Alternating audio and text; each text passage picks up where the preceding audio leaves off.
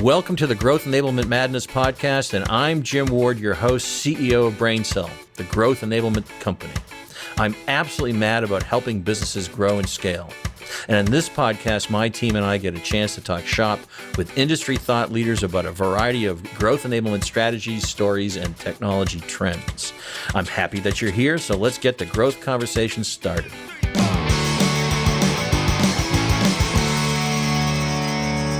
Hey, welcome everybody. This is Jim Ward. I am CEO of BrainCell, and we are a growth enablement company. We help companies grow and scale. We look at people and process and apply and leverage technology to help you get there without always having to hire at every single corner in your growth journey. I have with me today my sidekick, Brian Anderson, who's our content manager. Say, hey, Brian. Hey, Brian. Sounded like I was a record that was stuck for a second, I Yeah, think. you were skipping a little bit. I thought it was on my end on the lag, but I do think it was a needle too. I really was stuck for a second. I have a guest with me today that I am super excited about. I've read his previous book, and now it's been updated. To me, it's the Bible for understanding things you should be doing on not only your website, but also how to get leads, and not necessarily the traditional outbound way. We have the author Marcus Sheridan with us, who is the author of They Ask You Answer and the revised and updated book now out. Holding it up, folks, for those of you on YouTube. Hey, Marcus, how you doing? It's great to be here, Jim. I got a feeling we're going to have an excellent conversation today. I think you're right, because I am a super fan of this information and your writing. By the way, your writing skills are to the point. You know what, Jim? Somebody told me once that it's helped me out a lot. Heard back in the day when I just got started online, which is it's dumb not to dumb it down. And, I think oftentimes when we communicate online, sometimes unconsciously or subconsciously, better stated, we try to sound smart, almost like we're trying to prove ourselves or our brand or something like that. Whereas what we should really just be seeking is communion. Does the person nod their head and say, now I understand. That makes sense to me. That's obvious. And one other point to that, I wrote the book in the same way that I would speak from stage, which is this. If I spoke from a stage, Jim, and you were in the audience and you said, man, that guy's a genius, I feel like I failed you. And the reason for that is because if you're saying that guy is a genius, that essentially means this is potentially unattainable for me. I can't do that. That thing that I just heard, it's not possible. Whereas in a perfect world, when I'm done speaking or somebody's done the book, they look at the book, they look at their team, they say, why are we not doing this? This is so stupidly obvious. That's the goal. And to me, that's the essence of communion. Well, you've hit that thing hook, line, and sinker with that, because and when I read it, and I'm reading it again, but of course I'm reading the revised and updated edition, and I'm like, man, this is so simple. And the writing style and the shorter paragraphs, perfect for me, who has maybe I'm a little attention deficit, so my comprehension goes way up when I read your book or books. So thank you for that.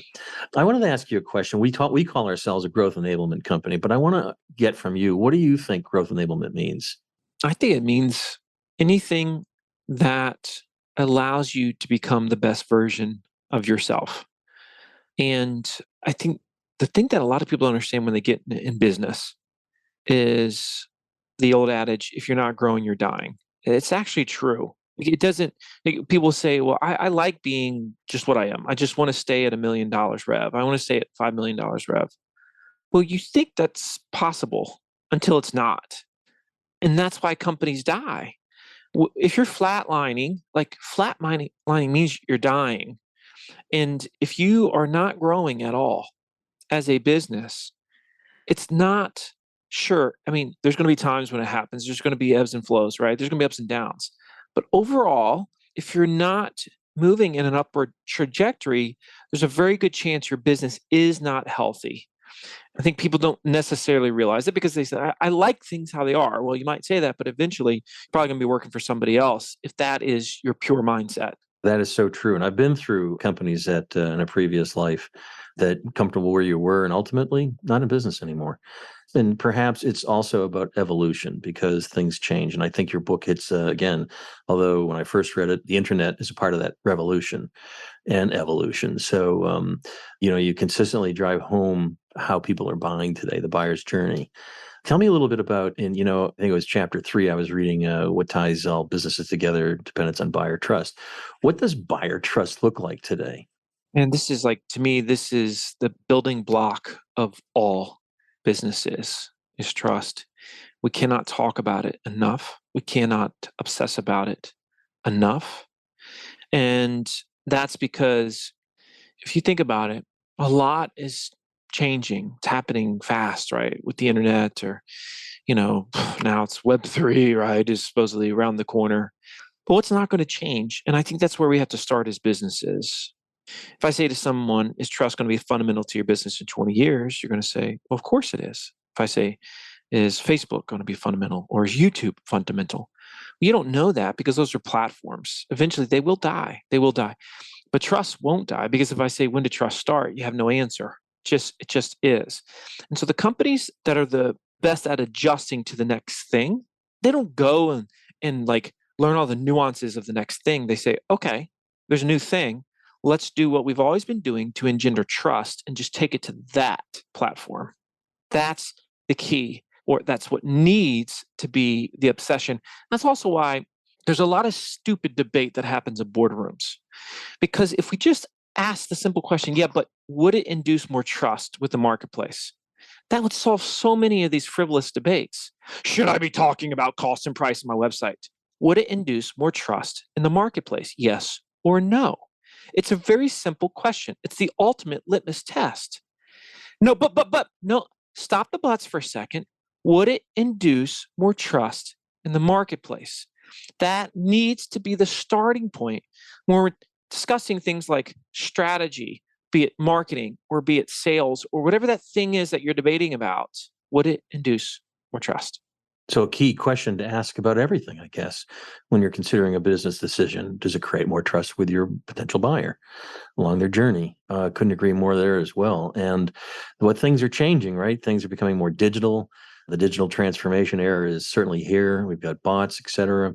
So maybe tell me a little bit about creating trust even with these evolving technologies. Once again, you go back to the principle, right? So let's think about somebody might say, should I do chatbots? Okay. Well, could they induce more trust? Absolutely. Well, how could they? Well, if I'm a prospect, I'm a buyer, and we know that I'm more impatient than I've ever been, and I want answers and I want them now. If a chatbot could provide that, well, then it will induce more trust. And so, assuming you can build a chatbot that does that, well, then it's probably a good idea. Build a chatbot that slows it down, you're just going to annoy people. If you build a chatbot that's there but doesn't really give them what they're looking for, then you probably should hold, right? You should wait. And so that's the type of conversation that I'm going to have as a business owner. And that's why we say that the trust is the building block. We start at that point. And they say, okay, will this action lead to more of it? Now, sometimes, well, if we do this, this, and this, it could and it would. Okay, can we do this, this, and that yet? Well, we can't do that yet, but we will. We just can't do it yet. And if that's the plan, then you wait until you can do it that way. Yeah, so it's funny you answer that question that way because when I've looked at the some of the technologies we deal with, whether it be Drift or other bots, I think the question must be, again, to your point, are we creating something that's going to add to the trust factor? And even though it's not a human voice anymore, answering the questions that they're likely wanting answered quickly, I think might help build that trust as well. So bots, by the way, can do that. But I think what people miss with bots is strategy, to understand the strategy of what are you going to put there and will it create more trust? Are you going to answer the questions that need to be answered? And it may be contextual to a page, for example, as a part of a journey. Yeah. Speaking of trust, and I know this is a little bit off topic, Jim, but I think it's really relevant to mention. I had a chuckle to myself this morning because this week, the week that we're recording this, I'm not sure when this is going to launch, but this is the week of August 22nd right now, 2022. It's a significant week in terms of trust because this is the big Google update this week on helpful content is what they're calling it. The helpful content update in Google. And if you look at it, and I did, I read it, and Google's big thing is we want to show our customers, the searcher, content by people for the people. I just started to laugh. And they said, if it was purely done just to do well in search and not with the intent of truly helping the person, then it's not going to be rewarded accordingly, right? And of course, this is the essence of the ask you answer. I've been preaching from this rooftop for over 10 years now. And that's why companies that practice this mindset of, okay, we want to become the voice of trust in our space. We know in order to do this, our customers have questions, worries, fears, issues, concerns. Is it possible for us to recognize what those questions, worries, fears, issues, concerns are, and then address those through text, through video, through whatever the media might be, on our website, on the internet, etc.? The answer is always, well, yes, it's possible. Are we willing to do it? Then once we're willing to do it, then we go at those things. Now, here's the thing to trust-based content, though, and this is the part that a lot of companies whiff on, they just miss. There's a big difference between answering a question and walking around the thing versus really giving them the truth. So, for example, if you say something, why something that you sell is good, you also have to be willing to talk about who it's not good for. And this is the part that people miss all the time. Service, product, whatever. For the sake of those that are listening, because if I don't give a B2B example here, somebody will listen to this and say, well, this is a consumer example, right? It doesn't apply to me, which is so, I mean, come on, y'all. We should have advanced past that and see everything from a principle-based perspective, but humans are naturally resistant. So let's say that I have an agency, which I do, right? And I'm talking about, let's say, we're HubSpot partners. Perfect case in point. Sell a software, right? Partners for that. And if I'm going to talk about why HubSpot's good, I also need to clearly describe the businesses that shouldn't be using HubSpot. If I'm going to talk about what our services look like for those that want to implement the ask you answer, I should also be willing to say, now, who's not ready to do this? Who shouldn't be doing this? In a serious, honest, transparent way, not in some way of, well, if you don't value $1, we're not a good fit for you. No, that's BS. I mean, you really got to be willing to say it. For example, here's a simple way to put it from a services standpoint as an agency. If you want an agency that will create your content for you, that will do your campaigns for you, where you don't have to learn to do these things, but you just have someone take the control, well, then we're not going to be the best fit for you. But if you're looking for an agency that's going to teach you how to do these things so as to empower you to do it in-house, well, then we might be the right fit. Do you see how I said that, Jim, in just a quick nutshell? It was so aware of the fact that we're clearly not for everybody, which is good, right? Because that means we know who we are. We allow the person to self-select versus trying to force them into our corner. That ain't the goal. And at this point, buyers, they're not dumb. They got the whole world of information at their fingertips. They're going to figure this stuff out. So we may as well be the ones to give it to them. And last point, before I finish this little vomit I'm on, and that is people or companies, especially leaders that have been, for some reason, just still thinking like it's 1995. It used to be in 1995. That's the year before the internet really took off, by the way, okay? It used to be that consumer ignorance and buyer ignorance was a viable sales and marketing strategy. You could get away with them not knowing the thing. They didn't know about the other company, the other option, the other technology, the other methodology, because they didn't have the information at their fingertips. But today, we know that buyers aren't dumb.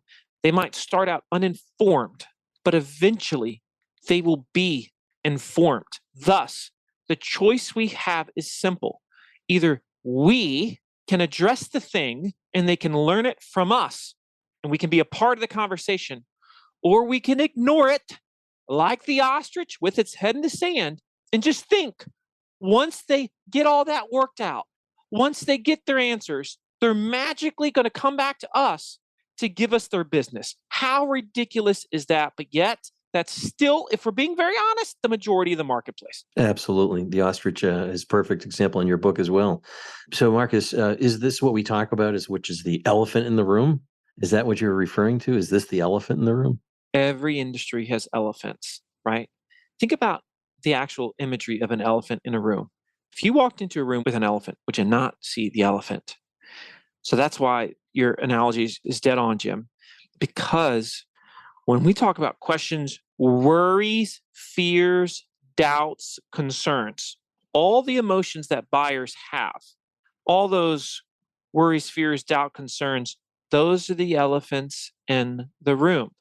But they're elephants. It's impossible to miss them. And so the smartest businesses today, they bring the elephant to the front of the room. They say, hey, what is our elephant? We want you to know exactly what it is. Now you let us know if you still want to be here. Like, that's the essence of smart business today. And then they're self-selecting in a sense. Which is empowering, which is what we all want. That's right. We don't want to be sold. There's a stat that came out not long ago from Gartner. It says 33% of all buyers say they would prefer to have a seller-free sales experience. For millennials, that number is 44%. Now, this doesn't necessarily mean that people hate salespeople, but what it means definitively is I don't want to talk to a salesperson until I am good and ready. That is the definitive trend in the marketplace, which puts even more pressure on us to adjust and give them what they want on the front end. Do you think that threatens the role of a salesperson at some level, or they have to shift? Does the salesperson have to shift to be more of an educator? Well, I think it's both, if I'm being as honest as I should be. Let me just say I'm a salesperson at heart. I love sales, and I think there's always a place for sales teams, salespeople. But to think that how we know sales is not going to evolve would be very naive. We've got to evolve. And the way that we evolve is most sales, I just got literally off a call with a $1 billion SaaS company before I was on this recording. $1 billion SaaS company. Talking to one of the sales leads, he says, Marcus, here's the truth that I know. Our customers don't want demos anymore. They want video on demand. Yes, that's correct. That's correct. And good on you for realizing that $1 billion SaaS sales leader, because most won't accept that. And so what are they going to do? They're going to continue to give traditional SaaS demos that, let's be honest, do we really think in 10 years that we're going to have a world full of SaaS demos the way they're done today? How ridiculous sounding is that? It is so contrarian to everything that we are becoming as consumers and buyers. Yet how many SaaS companies are holding on to this fact? Ridiculous. Right. That's wow. That's a wow, right? And what are the other platforms? I'm going to use the word platform to apply to video. I know you speak to video quite a bit, and I was impressed with, for example, on a contact form, having a video to the side of the contact form that's probably short and sweet, but says, what are you going to expect if you fill this form in? Yeah, see exactly what happens if you fill out this form. Exactly what they're thinking. What's going to happen if I fill out this form? Called to death? That's exactly right. Well, I mean, visual and video certainly are the present and the future. Doesn't mean text is dead. It just means that if we're ignoring video, we are utter fools. And, outside of that, especially from a sales standpoint, look, we're becoming more and more digital as a society. People think naturally that the pendulum means, well, if we're becoming more digital, we're becoming less human. Does it have to be that way? Because if instead of sending you a text-based email, I sent you a video-based email for you to watch, is that more or less humanizing? It's way more. It's more humanizing than the traditional phone call was. It's more humanizing than the text-based email is. So why wouldn't I do that? Still, most sales teams don't. Most sales teams are still sending text-based electronic mail, right? So these are we can become more human in a time when we're getting very, very digital. And how are we going to do that? We're going to do that through mediums that are not just text-based. Certainly this podcast medium is very human. And I know you've heard this before, Jim, but it's like man, I mean, I've had podcasts at different times in my career, and I can remember some lady coming up to me one time at a show. She said, "Marcus, you were in the shower with me this morning," and I just started to laugh. Right? I was like, "Really?" She said, "Yeah, I listened to your podcast in the shower," and it's just that's the type of thing that you just like. Nobody reads a letter in the shower, right? And it's like, even if they're reading their phone in the shower, they're not saying you were with me, right? Like the podcast was with that person in the shower. That's humanizing, man.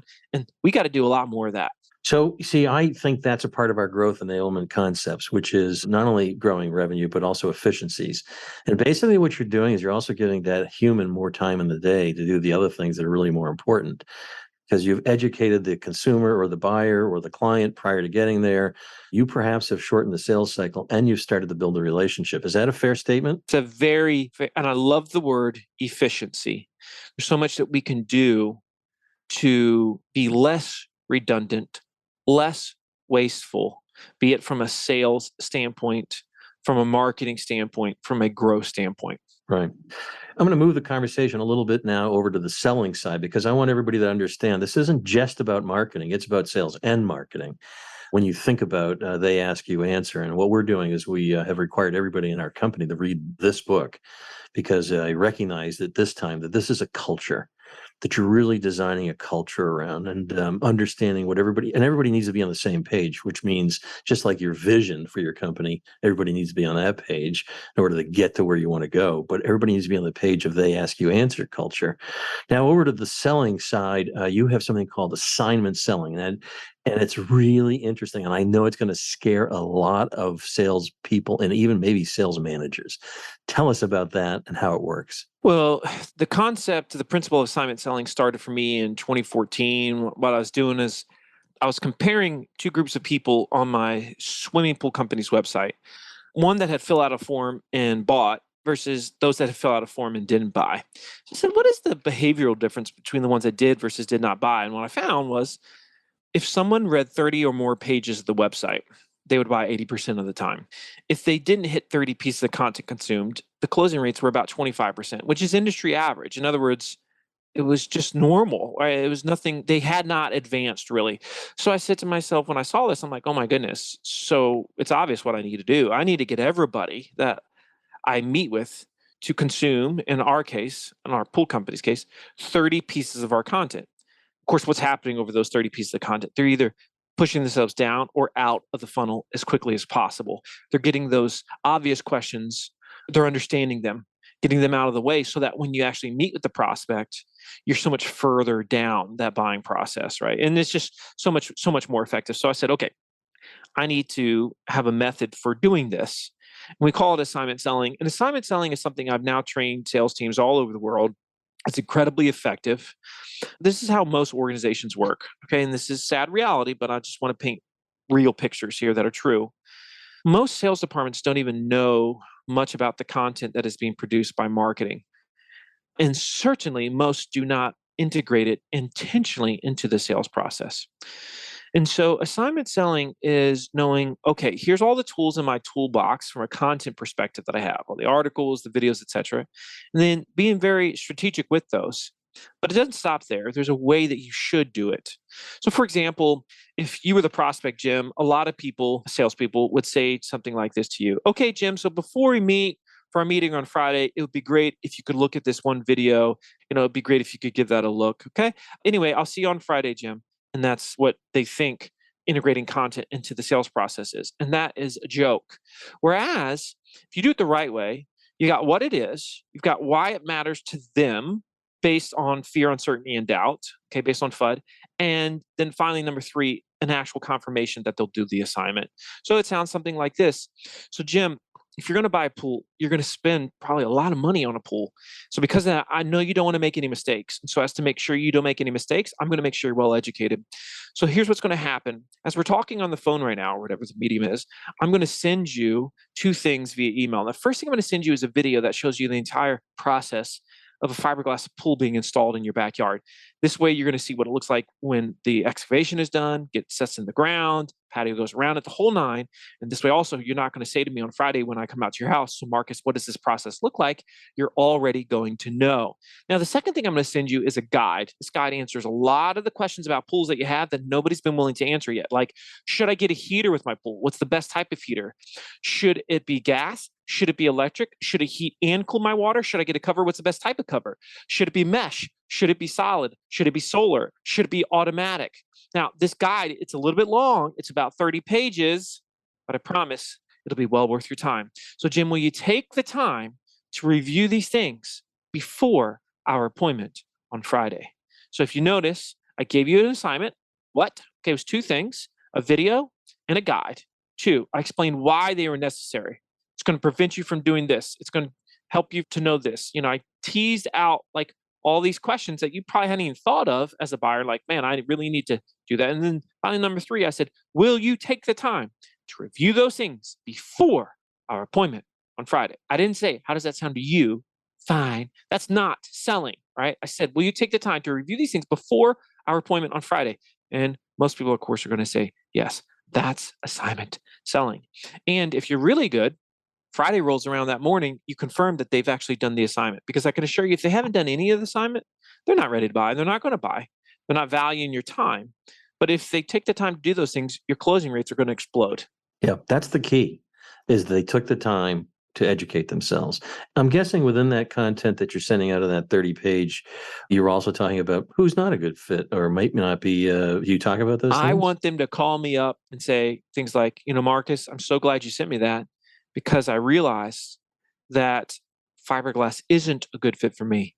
And there's no need to have a meeting this Friday. I see that as a huge win, not as a loss. Exactly. Letting folks disqualify themselves. So you've just picked up more time. And the more folks that actually do the homework and stay in the funnel, that's right. Statistically, your close rates are going to go through the roof. You'll have more yeses, because that would have been a no had you gone out to that appointment. Okay, so culture, we talked about that. And, it seems to me it stems from marketing, perhaps, to educate the value of they ask you answer across company. How would you suggest we, for example, at BrainCell, get the full company to understand the overall value? Yeah, it's that classic what, how, why. They've got to see that. What is it? What are we really talking about here? So it's like, I don't want companies to go and say, we're going to do this thing called content marketing. No organization has ever just gotten so jazzed up to be the best at content marketing in their space.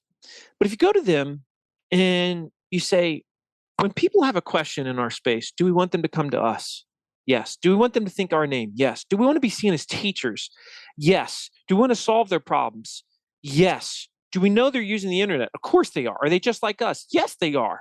So is it our duty to give them these answers on the front end? Yes, it is. Well, cool. It's called They Ask You Answer. That's the what, right? And then we give the clear why it matters to the collective, why it matters to the individual. Talk about how we're going to do it individually and collectively, and what the end game looks like because of it. All right, what's in it for everyone? This is one of those things where I've seen the mistake of person gets excited, they read the book, they hear me on a stage or whatever, and then they send an email to their team and like, hey, okay, we're going to start answering all of our customers' questions on our website. We're going to start at cost and price. There's no foundation there. It's a flop. It's a total flop, right? Also, you can't expect to turn your people into Victor Hugo. They're not going to be that, right? So you got to get someone on staff, like an in-house journalist person, that can help produce, get that information out of their heads, out of the heads of the subject matter experts that you have on staff, and get it up on the screen through text, through video, through audio, whatever that thing is. So you got to facilitate their expertise. Let them continue to do what they've done. That's how you can scale it fast. You want to talk about enablement, right? It's like, how do you produce a lot of content from a multiplicity of subject matter experts and do it quickly? You have one single person whose singular obsession in life is to derive from their brains that subject matter expertise through interviews and then getting it up on screen. And that person gets the byline. That person is still the star of the video, whatever that thing is. But now there's that one facilitator that makes it all come together.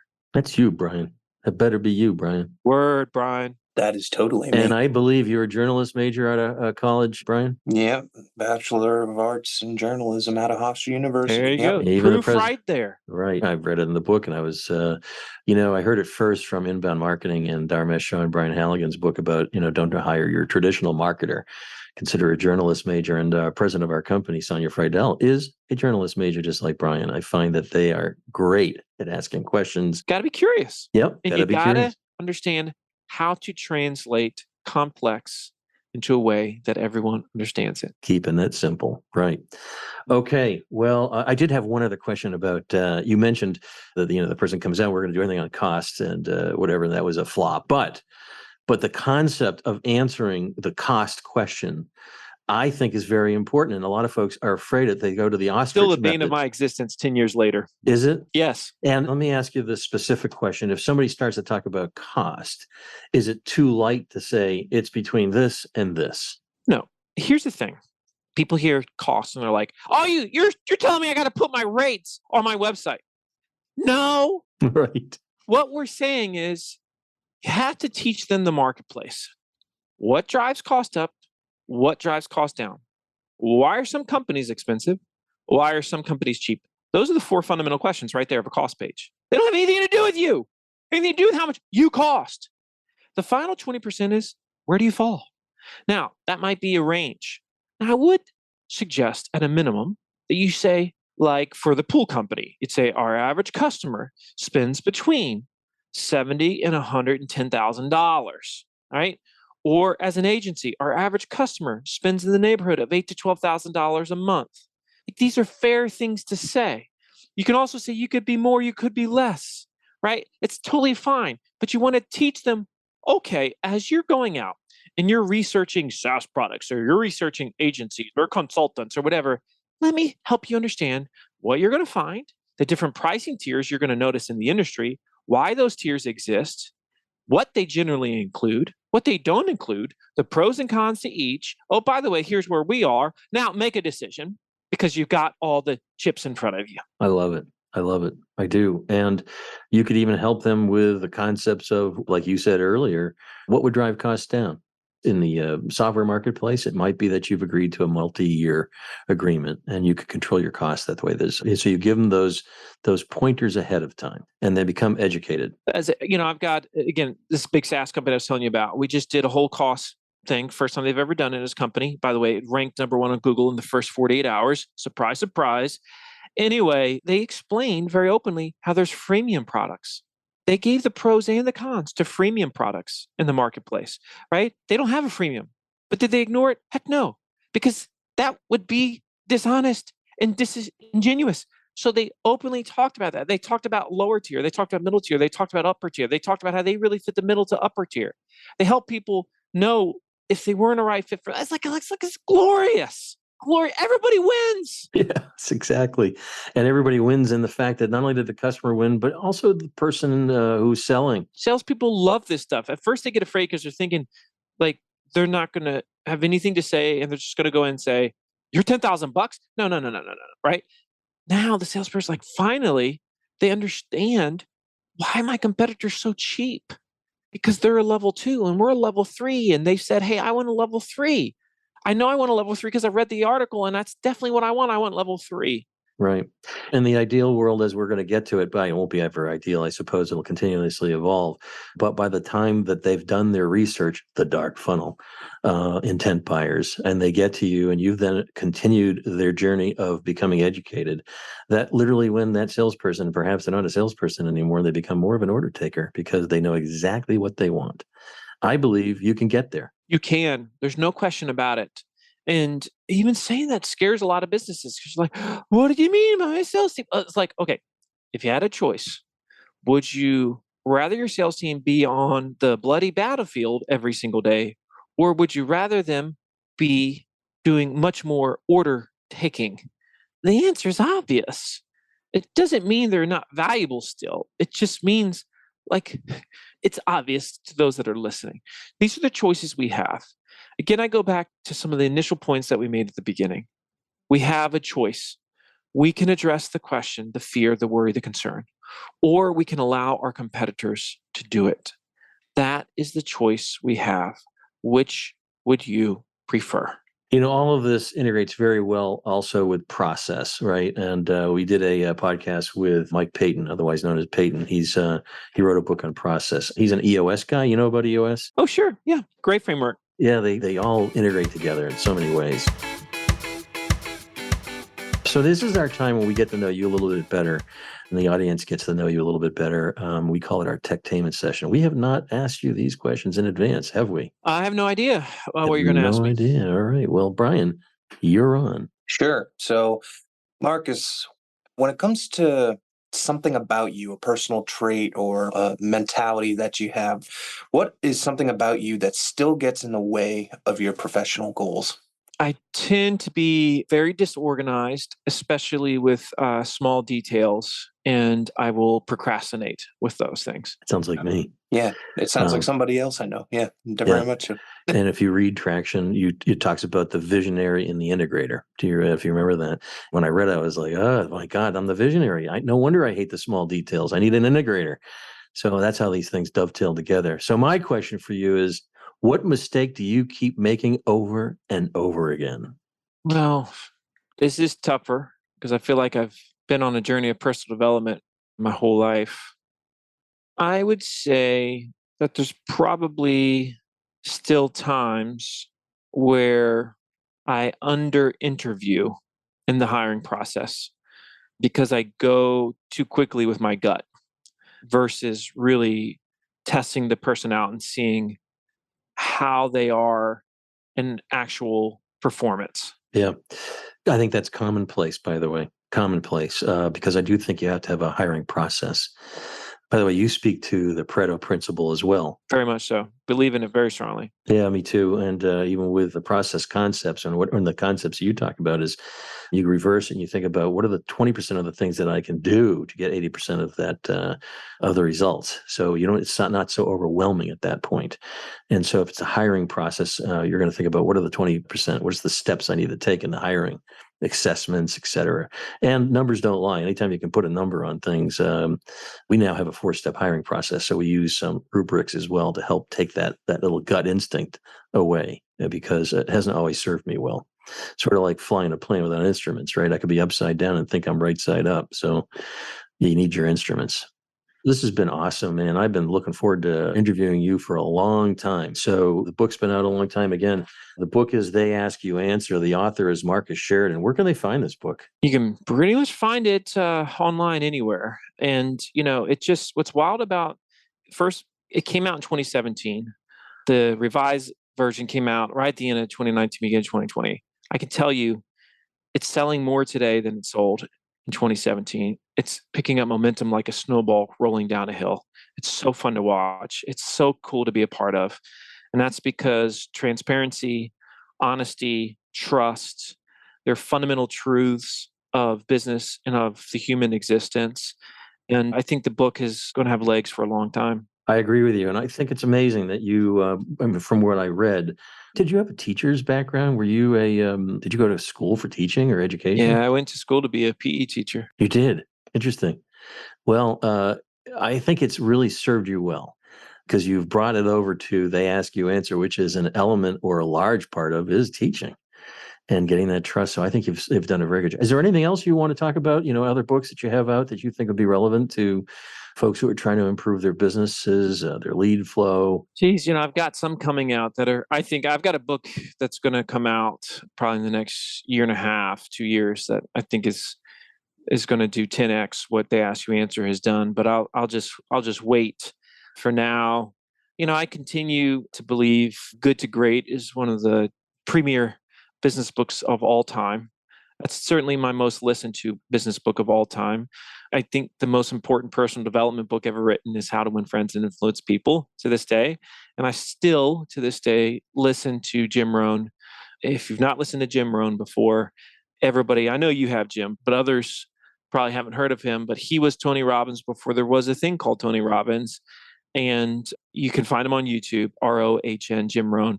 listen to some of his stuff. He's absolutely magical and he's transformational, and highly recommend him. Yeah, I agree. He's also on Instagram, folks. I follow him on Instagram, and I go back to Earl Nightingale. How's that?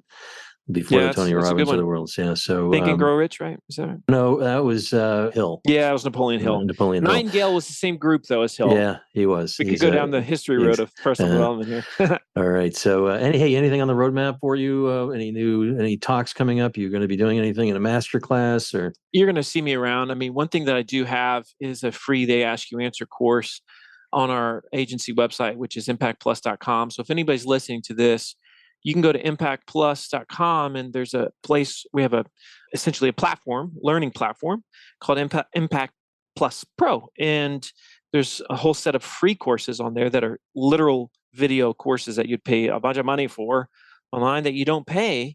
And one of them is the They Ask You Answer course. So if you've heard this today and you really want all the basics taught by me on video, it's about an hour and a half. It's free. Go to impactplus.com and you can check it out there. It's very, very, very cool. Well, to all the listeners, you can do that. You got to read the book. If you don't, you're missing out. And follow me on LinkedIn, by the way, because that's where I live, on LinkedIn, and I'm a dang good follow on LinkedIn. Okay. I think I'm following you. Hopefully, did you follow me back, by the way? I hope you did. I don't know. I'll check. I don't, if you requested it, I did. Right? Okay, I'll check. But folks, you got to read this book, man. And if you're not doing this, you're going to fall behind. And if you're really trying to grow your company or become more efficient, this is a part of it. This is a part of your journey. So I want to thank you very much, Marcus, for joining us today. I want to thank Brian for being that sidekick with his one technament question. He really didn't do much, did he, Marcus? You're welcome. I thought it was great. Well, I thought he was great being, quiet was good. I was Letting me just do all the learning. talking. Good, yeah. Well, you need to learn this like the back of your hand. I'm Damn trying. it. So, no, we really enjoyed this, and thank you very much. Thanks to the listeners. You can find our podcast wherever podcasts are found, Amazon, Apple, iTunes, all that stuff. All right? Literally everywhere. Yep. Everywhere when it's growing. So thank you, folks, for your listening. Subscribe, save, all that stuff. All right. Thanks, Marcus, again. We really enjoyed this. Terrific. My pleasure. Be well. Take care. Bye-bye.